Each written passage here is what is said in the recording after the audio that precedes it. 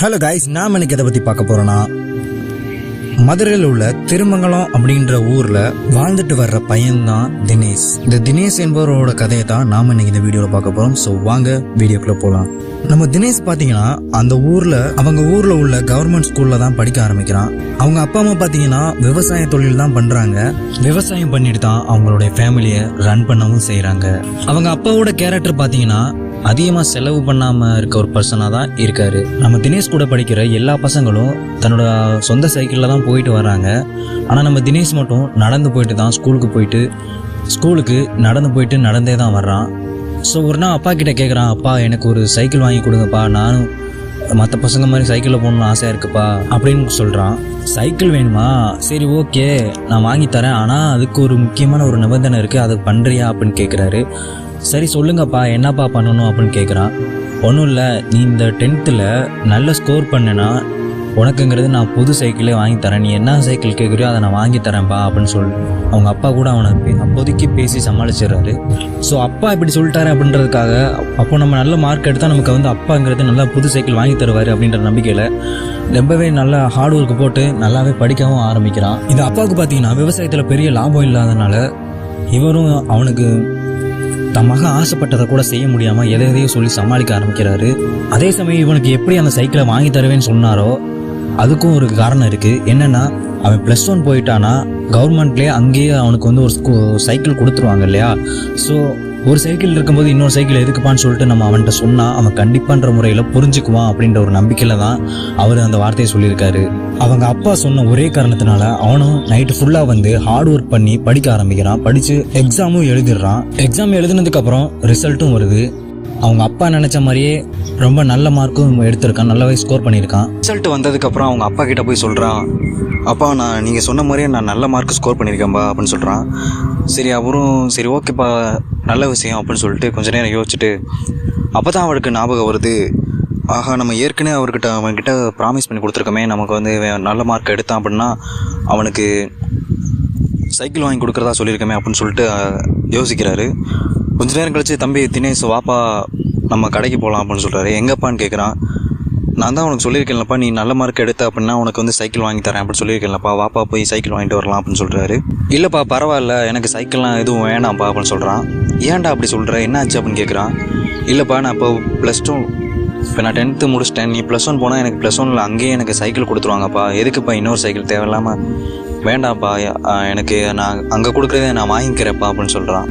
அப்பாவுக்கு அதை கேட்டு ரொம்பவே சந்தோஷப்படுறாரு. அதே சமயம் அவனை நினச்சி பெருமைப்படவும் செய்கிறாரு. +1 ஜாயின் பண்ண ஆரம்பிக்கிறான். அங்கே ஜாயின் பண்ண ஒரு 1 month மிஸ் எல்லாமே கேட்குறாங்க, சண்டே லீவ்லலாம் நீங்கள் எல்லாம் என்ன பண்ணுவீங்கன்னு கேட்குறாங்க. அதுக்கு எல்லா பசங்களும் சொல்கிறாங்க, சண்டே லீவில் மிஸ் எங்கள் அப்பா அம்மாவுக்கு நான் ரொம்ப ஹெல்ப்ஃபுல்லாக இருப்பேன் மிஸ் அப்படின்னு சொல்கிறாங்க. எல்லாரும் அப்படி சொல்லவும் கரெக்டாக நம்ம தினேஷை மட்டும் எழுப்பி, தினேஷ் நீ எந்திரி அப்படின்னு சொல்லிட்டு, சண்டே லீவில் அவங்க அப்பா அம்மாவுக்கு ஹெல்ப்ஃபுல்லாக இருக்கேன்னு சொல்கிற, அப்படி என்ன வேலை பார்ப்ப அப்படின்னு கேட்குறாங்க. மிஸ் எங்கள் அப்பா எல்லாம் விவசாயம் தான் பண்ணுறாங்க, நான் விவசாயத்துக்கு பண்ணும்போது நான் ஹெல்ப்ஃபுல்லாக இருப்பேன் மிஸ் அப்படின்னு சொல்கிறான்.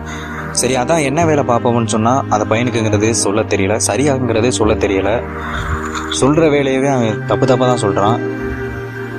ஸோ இதனால் டென்ஷனான அந்த மிஸ் என்ன சொல்கிறாங்கன்னா, அப்போது நீங்கள் எல்லாருமே ஒரு சில பேர் நீங்கள் எல்லாமே பொய் சொல்லியிருக்கீங்க, வேலை பார்க்குறதா நம்ம அம்மா அப்பா எவ்வளோ கஷ்டப்பட்டு படிக்க வைக்கிறாங்க, அதெல்லாம் நினச்சி நீங்கள் கொஞ்சம் கூட யோசிக்காமல் வேலை பார்க்குறீங்கன்னு சொல்கிறீங்க, ஆனால் என்ன வேலை பார்க்குறீங்கன்னு சொன்னால் சரியாக சொல்ல தெரில, அப்படி தானே, நீங்கள் என்ன பண்ணுவீங்க எது பண்ணுவீங்கன்னு தெரியாது. இந்த வாரம் வர சண்டே எல்லாருமே போயிட்டு அவங்கவுங்க அப்பா அம்மா கூட ஹெல்ப்ஃபுல்லாக இருந்துக்கிட்டு அவங்க என்ன தொழில் பண்ணுறாங்க, நீங்கள் போய் அவங்களுக்கு என்னென்ன ஹெல்ப் பண்ணீங்க அப்படிங்கிறத மண்டே வரும்போது நான் கேட்பேன், எல்லாரும் தனித்தனியாக கேட்பேன், நீங்கள் கரெக்டாக சொல்லணும் அப்படின்னு சொல்கிறாங்க. ஸோ இவனும் வர சண்டே அவங்க அப்பாட்ட போய் கேட்குறான், அப்பா நானும் வயலுக்கு வரேன்ப்பா அப்படின்னு சொல்லி கேட்குறான். அவங்க அப்பா சொல்கிறாரு, நீ படிக்கிற வயசில் எதுக்குற வயலுக்குலாம் வந்துக்கிட்டு கஷ்டப்படுற, நீ படிக்க மட்டும் செய்டா அப்படின்னு சொல்கிறாரு. இல்லைப்பா நானும் உங்கள் கூட வேலை பார்க்குறேன், எனக்கு ஆசையாக இருக்குது அப்படின்னு சொல்கிறான். சரி பையன் அப்படி சொல்கிறானே அம்மா சொல்கிறாங்க, சரி வாப்பா போகலான்ட்டு அவனையும் கூட்டி போகிறாங்க. அங்கே போனதுக்கப்புறம் அப்பா தான் வயலில் இறங்கி ஏற பிடிச்சி உழுக ஆரம்பிக்கிறாரு. உழுதுகிட்டு இருக்கும்போது இவன் பார்க்குறான், அப்பா எனக்கும் சொல்லிக் கொடுங்கப்பா அப்படின்னு சொல்கிறான். கொஞ்சம் நாள் ஆகட்டும்டா, இப்போதைக்கு இருக்கட்டும்டா, இன்னும் கொஞ்சம் வளர்ந்துட்டேன்னா உனக்கு எல்லாமே ஈஸியாக இருக்கும்டா, அப்போ புரிஞ்சுக்கிறதுக்கு ஈஸியாக இருக்கும்டான்னு சொல்கிறாரு. இல்லைப்பா பரவாயில்ல எனக்கு இப்பயே சொல்லிக் கொடுங்க அப்படின்னு சொல்கிறான். சரின்ட்டு அவரும் சொல்லிக் கொடுக்குறாரு. அதே மாதிரி இவனும் உழுக ஆரம்பிக்கிறான். உழுது போயிட்டு இருக்கும்போதே பாதியிலே முள்ளு கடந்து காலில் குத்திடுது. ஸோ என்னால் வலி தாங்க முடியலப்பா அப்படின்னு சொல்லிட்டு இவன் போய் அங்கே உட்காந்துடுறான். அம்மா அவனுக்கு வந்து முள்ளை எடுத்து விட்டுக்கிட்டு இருக்காங்க. ஆனால் அவங்க அப்பா பார்த்தீங்கன்னா அடிக்கிற வெயில்லையும் அவர் பாட்டுக்கு காலில் செருப்பே இல்லாமல் அவர் பாட்டுக்கு உழுதுகிட்டு தான் இருக்கார். ஏன்னா விவசாயத்தில் வந்து செருப்பு போட மாட்டாங்க இல்லையா. ஸோ அவரும் வெறுங்காலில் தான் உழுகிறாரு. அதே அவன் போன இடத்துல தான் அவரும் போகிறாரு. ஆனால் அவருக்கு வந்து முள் குத்தலையேன்னு யோசிக்கிறான். அப்பா வந்ததுக்கப்புறம் கேட்பான், ஏப்பா உங்களுக்கு முள் குத்தலையா, எனக்கு மட்டும் ஏன் குத்துச்சு அப்படின்னு கேட்குறான். அப்பெல்லாம் இல்லைப்பா, எனக்கும் குத்தி இருக்கு, எனக்கு குத்தி பழகிடுச்சுப்பா. எனக்கு வந்துங்கிறது கால் வந்து ரொம்பவே ஸ்ட்ராங் ஆயிடுச்சு. ரொம்ப ஷார்ப்பாக இருக்க முள் மட்டும்தான் உள்ள வரைக்கும் இறங்கும். அதுக்கு ரொம்ப பட்டு போன முள்னா என் காலில் பட்டு அதுவே உடஞ்சிரும்பா அப்படின்னு சொல்கிறாரு. அதை கேட்ட உடனே அவனுக்கு ரொம்ப ஷாக்கிங்காக இருக்குது. என்னடா நம்ம அப்பா இவ்வளோ கஷ்டப்படுறாருன்றான். அப்போ தான் அவனுக்கு உணர ஆரம்பிக்கிறான். நான் நம்ம வீட்டுக்கும் நம்ம இந்த வயலுக்கும் நடந்து என் கால் தேஞ்சே போச்சுடா, சுத்தமாக என் காலெலாம் காய்ச்சி போச்சு. ஸோ எனக்குங்கிறது வலிக்காதுடா அப்படின்னு சொல்லி கூட சமாதானப்படுத்துகிறாரு. ஸோ ஏன்ப்பா இதெல்லாம் இவ்வளோ கஷ்டம்னா எதுக்குப்பா செய்கிறீங்க அப்படின்னு சொல்கிறாரு. எல்லாம் உங்களுக்காக தான்டா, நீங்கள் நாளைக்கு வளர்ந்து இந்த கஷ்டத்தை நீங்கள் படக்கூடாது, அதுக்காக விவசாயத்தை விடணும்னு சொல்லலை. இதுலேயும் நம்மக்கிட்ட டிராக்டர் வாங்குற அளவுக்கு வசதி இல்லை. ஆனால் நீ நல்லா வளர்ந்து படித்து ஒரு சம்பாதிக்கிற லெவலுக்கு போயிட்டேன்னா உன்னால் ஒரு டிராக்டர் வாங்க முடியும்ல. ஸோ அப்போது நமக்கு கஷ்டம் கொஞ்சம் தீரும்ல, அதுக்காக தாண்டா அப்படியெல்லாம் பாடுபடுறேன் அப்படின்னு சொல்கிறாரு. பதிவில் பார்த்தீங்கன்னா இவனுக்கு வந்து ரொம்பவே ஒரு அதிர்ச்சியாகவும் இருக்குது. ஸோ இந்த +1 பீரியடில் நம்ம எப்படி சொல்லி பசங்களுக்கு புரிஞ்சுக்கிறாங்களோ பக்குவப்படுறாங்களோ, ஸோ அது வந்து லைஃப் டைம் வரைக்கும் பக்குவப்படுன்ற ஒரு நம்பிக்கை எல்லாருக்குமே இருக்கும். ஸோ இவனுக்கும் அந்த மாதிரி பக்குவம் வந்துடும்னா அவங்க அப்பா நினைக்கிறாரு. ஸோ இவனும் புரிஞ்சுக்க ஆரம்பிக்கிறான். ஸோ நம்ம அப்பா இவ்வளோ கஷ்டப்படுறாங்க, நம்ம அன்றாட செலவு பண்ணுற காசுக்கு நம்ம அப்பா இவ்வளோ கஷ்டப்பட வேண்டியது இருக்குது. ஸோ இனிமேல் நாமளும் அப்பா கிட்ட எதுவும் கேட்டு தொந்தரவு பண்ணக்கூடாது, நம்மளும் இனிமேல் புரிஞ்சு நடந்துக்கணும்னு அவன் கூட அப்போவே அவனோட மைண்டுங்கிறது டியூன் ஆகுது. இதுக்கெல்லாம் தேங்க்ஸ் சொல்லணும்னா நம்ம மிஸ்ஸுக்கு தான் சொல்லணும்னு சொல்லிட்டு மண்டே அங்கே போகிறான். மண்டே அங்கே போனதுக்கப்புறம் எல்லோரும் உட்காந்துருக்காங்க. மிஸ்ஸும் வர்றாங்க. மிஸ் வந்ததுக்கப்புறம் கேட்குறாங்க, ஸோ நான் சொன்ன வேலை எல்லோரும் கரெக்டாக பண்ணிங்களா அப்படின்னு சொல்கிறாங்க. பண்ணிட்டோம் மிஸ் எல்லாருமே சொல்கிறாங்க. ஸோ எல்லோரும் அவங்கவுங்க எந்திரிச்சு நான் இந்த மாதிரி போனேன் வச்சேன்னு எங்கள் அப்பா கூட அவ்வளோ வேலை பார்த்தேன், விறகு வெட்டினேன், அந்த மாதிரி ஏதோ அவங்கவுங்க அப்பா அம்மா என்னென்ன வேலை பார்க்குறாங்களோ அதெல்லாம் சொல்கிறாங்க. அப்புறமா நம்ம தினேஷ் எந்திரிச்சு சொல்கிறான், மிஸ் உங்களுக்கு தான் மிஸ் நான் ரொம்பவே தேங்க்ஸ் சொல்லணும் அப்படின்னு சொல்கிறான். அதை கேட்டோன்னே என்னாச்சுடா என்ன அப்படின்னு கேட்குறாங்க. மிஸ் நீங்கள் சொன்னதுனால தான் நான் எங்கள் அப்பா அம்மா கூட போய் நான் வேலை பார்த்தேன். ஆனால் அங்கே வேலை பார்த்ததுக்கப்புறம் தான் தெரிஞ்சு எங்கள் அப்பா அம்மா எவ்வளோ கஷ்டப்படுறாங்கன்றதை நான் தெரிஞ்சுக்கிட்டேன் மிஸ். ஸோ உங்களுக்காக தான் நான் அதுக்கு அவங்க கஷ்டப்படுறது ஒருவேளை நீங்கள் சொல்லலைன்னா நான் அங்கே போயிருக்கவே மாட்டேன். எனக்குங்கிறது அவங்க கஷ்டம் எனக்கு புரியாமல் போயிருந்திருக்கும். நானும் அது மற்ற பசங்க மாதிரி எனக்கு அது வேணும் இது வேணும்னு சொல்லி அவங்கள கஷ்டப்படுத்தி தான் இருந்திருப்பேன். ஸோ உங்களுக்கு தான் மிஸ் நான் நன்றி சொல்லணும் அப்படின்னு சொல்கிறான். ஸோ அதை கேட்டோன்னு அந்த மிஸ்க்கு வந்து கண்ணை கலங்க ஆரம்பிச்சிருது. நம்மளால ஒரு பையன் தெரிஞ்சிருக்கான்னு நினைக்கும் போது அவங்களுக்கு ரொம்பவே பெருமையாக ஃபீல் பண்ணுறாங்க. அங்கே இருக்க ஸ்டூடெண்ட்ஸ் எல்லாமே அதே மாதிரி தான் அப்பா அம்மா எவ்வளோ கஷ்டப்படுறாங்கன்றதை புரிஞ்சுக்கிட்டாங்க. ஸோ அதாங்கிறத நாங்களும் புரிஞ்சுக்கிட்டேன் மிஸ்.